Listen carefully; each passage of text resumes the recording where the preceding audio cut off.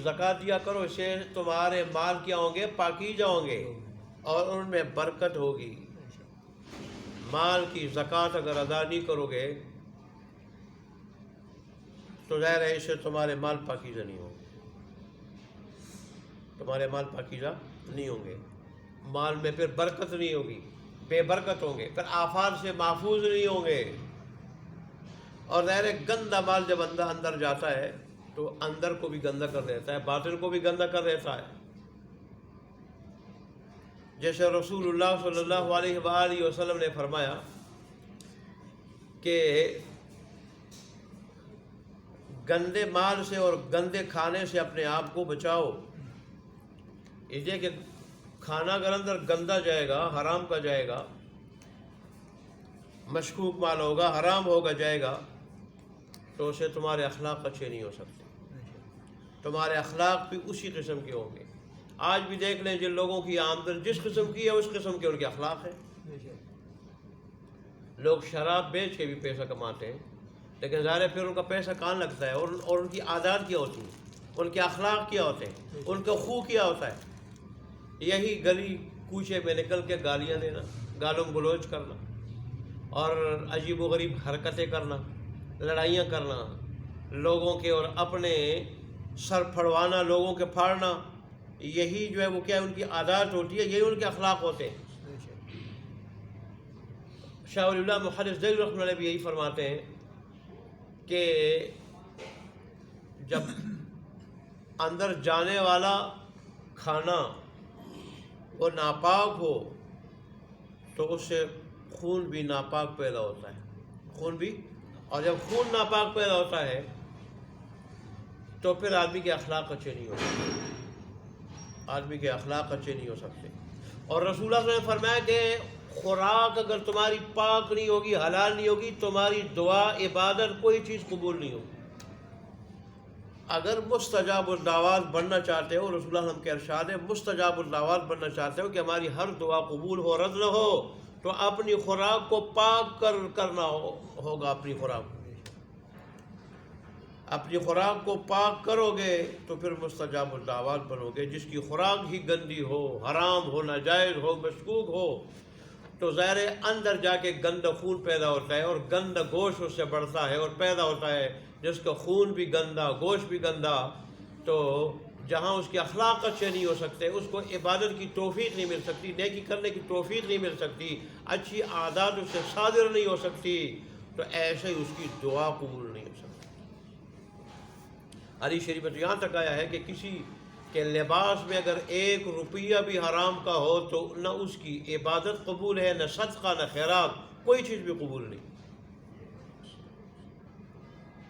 اللہ اکبر۔ تو اس لیے زکات کہتے ہیں پاکیزگی کو، کہ ہم نے ان کو پاکیزہ بنایا۔ ان کے بارے میں آتا ہے کہ کبھی گناہ کا خیال ان کو پیدا نہیں ہوا کبھی۔ اے اللہ، وَكَانَ تَقِيًّا، اور تھے وہ پرہیزگار۔ تقی اسی کو کہا جاتا ہے کہ شریعت کی ساری حدوں کی حفاظت کرتا ہو، شریعت کی مقرر کی ہوئی حدوں کو توڑتا نہ ہو، حقوق اللہ اور حقوق العباد ادا کرتا ہو، حقوق العباد اور حقوق اللہ ادا کرتا ہو، تو وہ کیا ہے؟ وہ تقی ہے۔ اور تقویٰ کا معنی ڈرنا بھی ہے، بچنا بھی ہے، ڈرنا اور بچنا۔ جو خدا سے ڈرتا ہو، اس کی ناراضگی سے، اس کی مخالفت سے بچتا ہو، حقوق اللہ اور حقوق العباد دونوں ادا کرتا ہو، وہ آدمی تقی ہوتا ہے۔ تو فرمایا وہ تقی بھی ہے۔ اور پھر وَبَرًّا بِوَالِدَيْهِ، نیک سلوک کرنے والے تھے والدین کے ساتھ۔ انسانوں میں آدمی کے اوپر سب سے پہلا اور مقدم حق والدین کا، اس لیے فرمایا کہ ہم نے ان کو والدین کے ساتھ اچھا سلوک کرنے والا بنایا، ان کی خدمت کرنے والا، ان کو خوش کرنے والا، وَلَمْ يَكُنْ جَبَّارًا عَصِيًّا، اور نہیں تھے وہ سرکش اور نافرمان۔ جبار متکبر کو کہا جاتا ہے، اور جبار ظلم کرنے والے کو بھی کہا جاتا ہے، ظلم زیادتی کرنے والے کو۔ اور جبار کسی چیز کا ذاتی مالک اس کو بھی کہا جاتا ہے۔ اس لیے اصل جبار اللہ تبارک و تعالی ہے کہ وہ ساری کی ساری چیزوں کا مالک ہے، ساری کی ساری چیزوں کا مالک ہے، اور تکبر کا وہی سزاوار ہے، تکبر کا وہی سزاوار ہے۔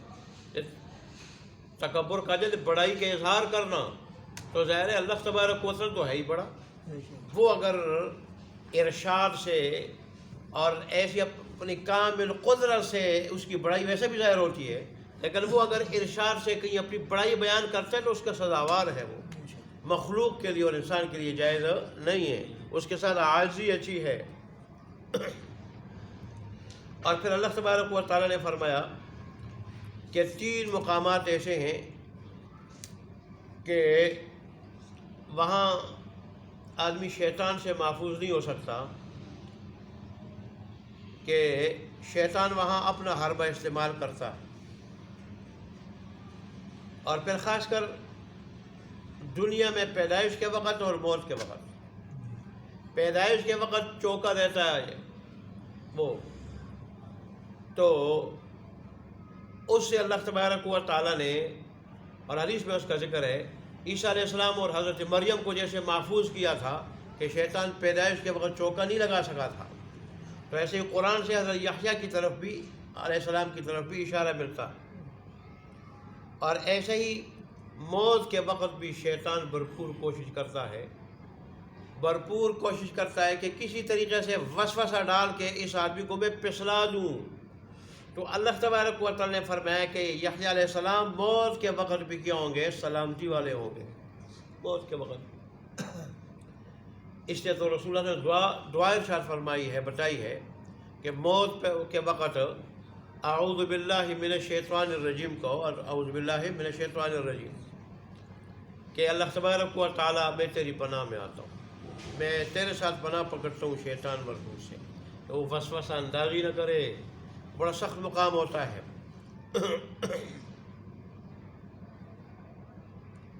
اور اس طرح جس دن زندہ ہو کر وہ اٹھیں گے اس دن بھی ان پہ کیا ہوگی؟ سلامتی ہوگی۔ وہ وقت بھی بڑے ڈر کا، خوف کا اور گھبراہٹ کا وقت ہوگا، لیکن اللہ تبارک و تعالیٰ نے فرمایا کہ یحییٰ علیہ السلام اس وقت بھی بالکل سلامتی والے ہوں گے۔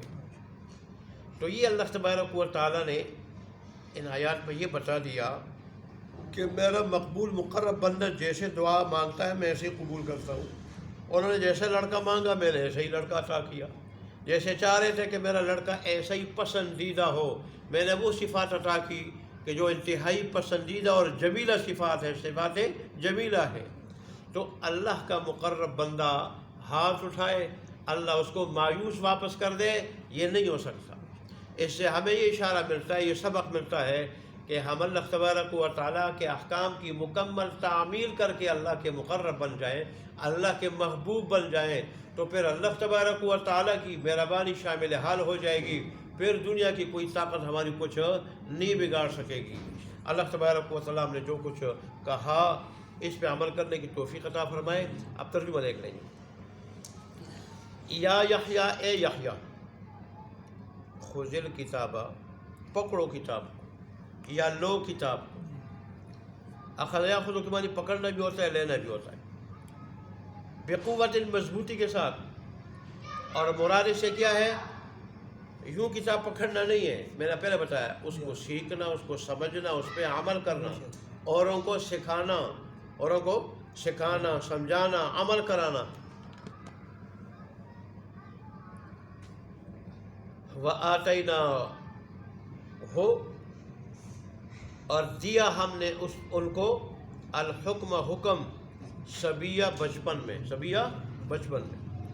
وحنانن، اور بنایا ہم نے ان کو،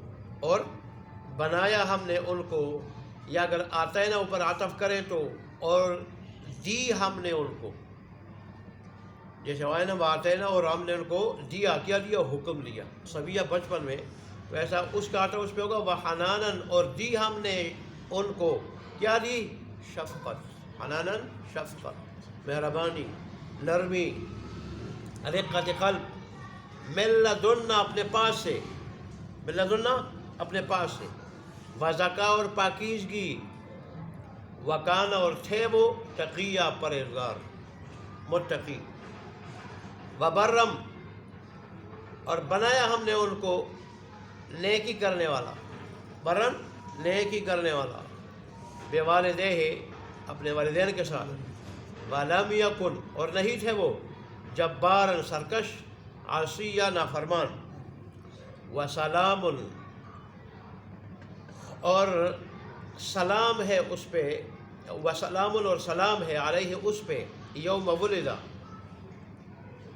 جس دن وہ پیدا ہوئے، ویوم یموت اور جس دن وہ مریں گے، ویوم یبعث حیا اور جس دن دوبارہ اٹھائے جائیں گے زندہ ہو کر، زندہ ہو کر۔ اللہ تبارک و تعالیٰ ہمیں عمل کرنے کی توفیق عطا فرمائے۔ الحمدللہ۔